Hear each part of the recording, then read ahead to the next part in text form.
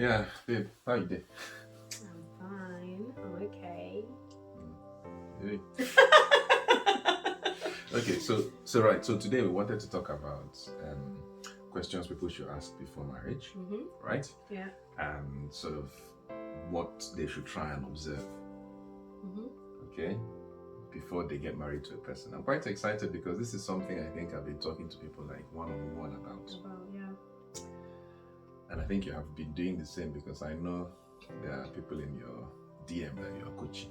Yeah, that's serious. Okay, fine. So, what question do you think that someone who's getting married to another person should ask before they get married? I think one of the important questions is getting to know how to make the person happy, especially when they're stressed, like how to make them relaxed. Yeah. So you want to know what in particular that person would like for you to do for them. For example, when I met you, I knew you told me you liked massage. I knew how to massage, but not in detail. Okay. So we went into a research about it. I remember you bought a book. Yeah, I remember you bought a book and you yeah. gave it to me just to learn how to give a proper massage. Yeah. And that really helped us. That's an example of what to do for your spouse when they're stressed. So yeah. And one of the things I found, especially for ladies, just to hear them out. There is a tendency for us men to try and be problem solvers. True. But sometimes your woman just wants a listening ear. Just don't do anything. Don't try to start finding out, okay, fine, okay, if you're not doing well if you're struggling in your office in this particular direction, maybe we can research and find you materials on, in how to improve communication in your office. That's not what she needs. Yeah. She just needs you to agree with her that she they're really not being nice to her in that office. In fact, get angry with the people you don't know them. Just get angry with her. Alongside her with the people, right? That will make her feel better. True, very true. It's interesting. Yeah. So asking the right questions generally just gives you a whole, different aspects of that person that you may not know about. You don't ask the right questions. So over to you now. One of the things, and I think this, again, between me and you, was something that happened. We asked ourselves what our financial goals were. True. Okay? Yeah. Where do you want to be financially in 3, 4, 5 years' time? Yeah. What are the plans you're making to get there? Get there, yeah. One of the things that you don't want is to be on a boat with a person who is going in a different direction. Yeah. And you will quickly find out if you ask slightly more detailed questions about a person's saving habits, and obviously you don't want to be asking these questions maybe too early, I guess. Yeah. So that you don't come across like a gold digger. You don't come across like you just came for the money. Yeah.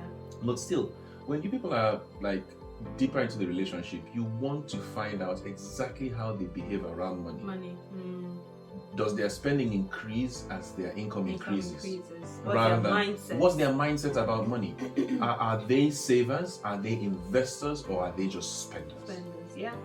And because these are things that can cause serious friction in marriages, and money is one of the big issues in marriage and distribution of resources. So you want to know if the person you're getting married to is someone who shares the same ideology with you around money.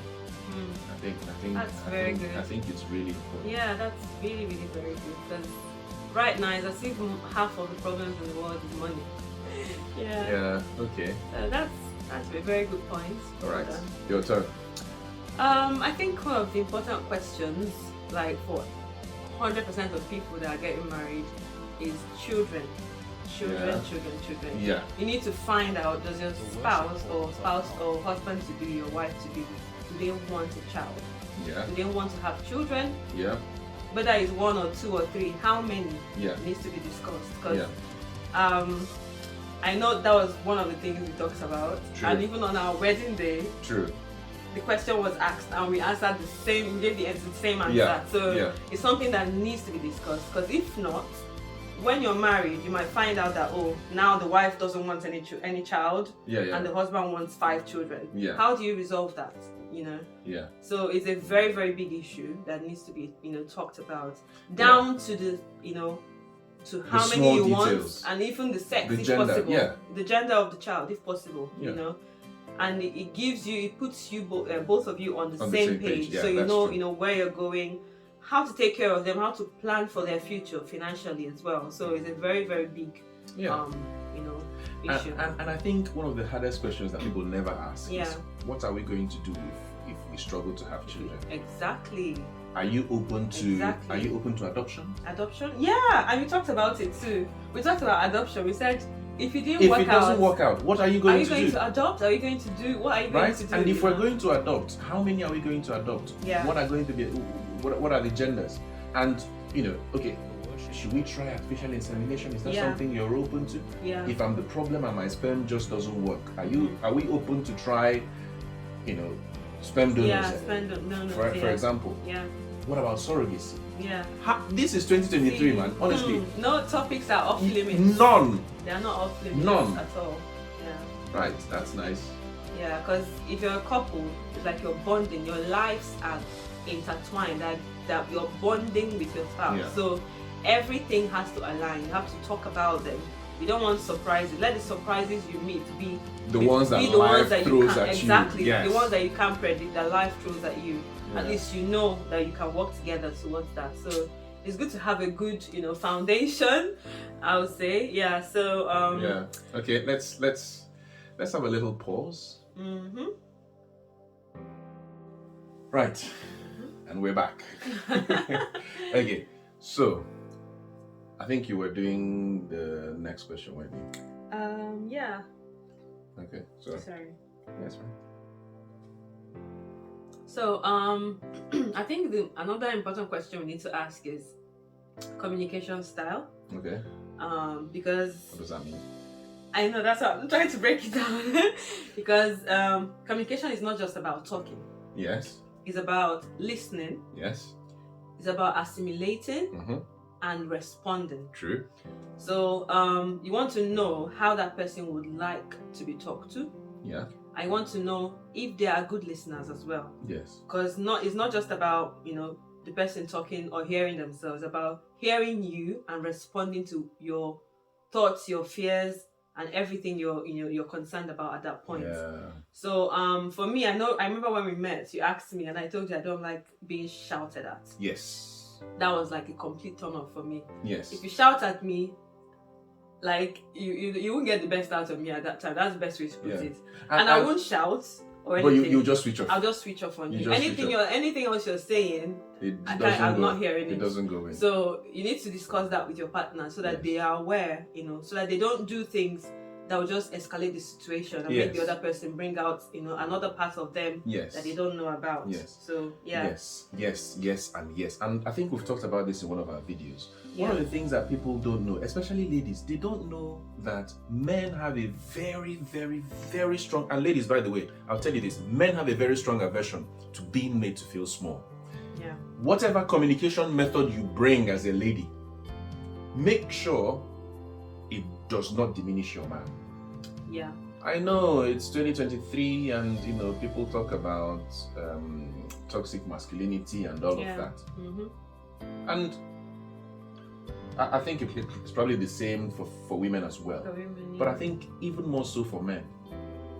If your man feels smaller than he is, you may end up getting what you need done, Mm-hmm. but you have just pushed him away just a little bit more. Men naturally gravitate to where they are respected. Yeah. So, over time, you will find your man pulling away from you. Mm. You may want him to throw away the rubbish, or, empty the trash. He will empty the trash. Yeah. Okay?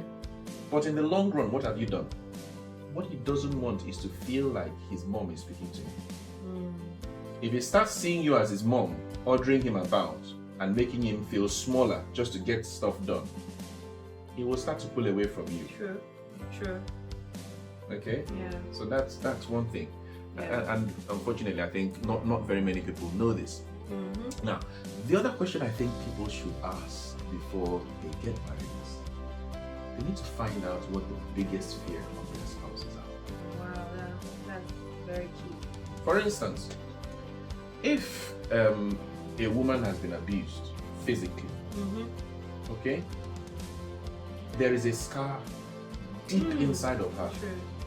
The last thing you want to be doing is even playfully pretending like you want to raise your hand against her. She will engage fight or flight. Yes. And you'll be wondering, is it not this small quarrel? How did it escalate to this level? Yeah. It escalated because you don't know your wife, your wife to be. Yeah. You know. Yeah. Or a woman has had an experience where her voice was never heard. Okay, maybe she lived in a home where her opinion didn't count, or has been in previous relationships where she continued to feel smaller and smaller and smaller, and she just managed to rescue herself from there. So her biggest fear will be, I don't want to feel that insignificant in my life again. Yeah. And then you're having a discussion and you say casually, shut up, just shut up and listen. And this is not okay for anyone. Yeah. But even more so for a woman who already has issues around being made to feel insignificant, to feel small. Yeah. What do you think will happen? She will engage fight or flight. Yeah. And it will, in your eyes though, it will blow out of proportion. It will blow out of proportion. And she might not even know what she would do at that point. No. Because it's an old scar. Yeah. You know, and you just woke it. You just woke it. So anything she does, maybe at the end she might regret. She might regret her actions at the end. Yeah. But at that point, you've done damage. You know, you've done damage. So next episode we'll be talking about things you want to observe with your eyes and your ears and your heart. Yeah, because not everything is about questions. No. Because there are some questions that your spouse can't even answer. Yeah. They might lie just to make you not, stay and not run away. All right, guys. Peace out. See ya.